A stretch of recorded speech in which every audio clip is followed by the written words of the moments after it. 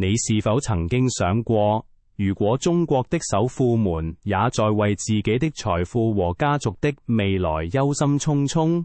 今天，我們要揭開中國第一代富人面臨的共同困境：財富的速度跑贏了制度的成熟。在全球化的今天，中國的企業家們紛紛將目光投向海外，尋求更安全、更理想的投資環境。但是，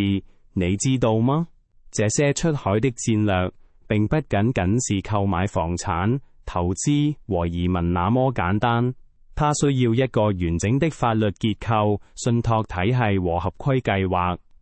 否則資金可能會被凍結、課稅，甚至被視為高風險資本。這正是中國第一代富人面臨的共同困境。在2020年代，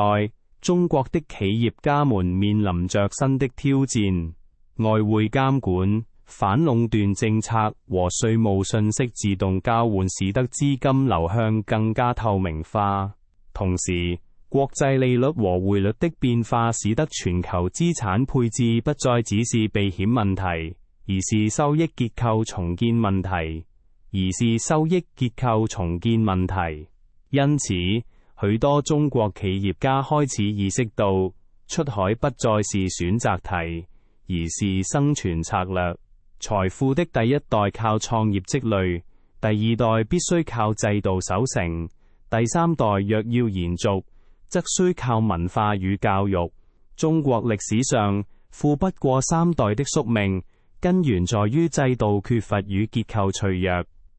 當代企業家的出海行動，既是對歷史的本能回應，也是對現實風險的理性防禦。但是，如何將出海的戰略升級為一個完整的結構呢？這需要了解中國的外匯管理制度、銀行審查和國際稅務規劃。中國的外匯管理制度是一個有限可控的雙軌體系，個人和企業的資金跨境流動皆需符合嚴格的審批和報告機制。因此，